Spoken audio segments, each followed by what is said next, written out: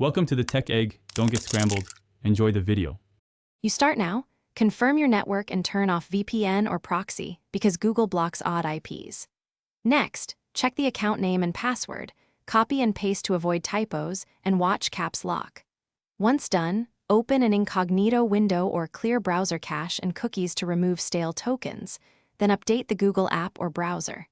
These steps remove common blocks quickly so you can see if the sign-in error was local rather than account-related.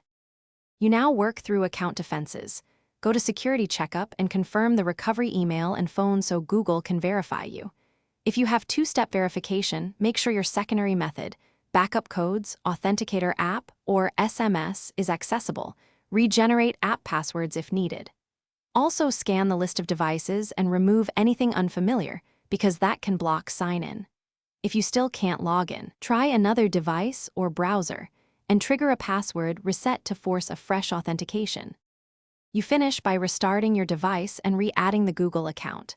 Sign in, enable sync, and grant required permissions so apps can access Google services. Update any stored passwords in your password manager and reauthorize integrations because stale credentials cause repeat failures. If things still go wrong, use the Google account recovery form and submit exact creation dates, recent email recipients, and device locations. Those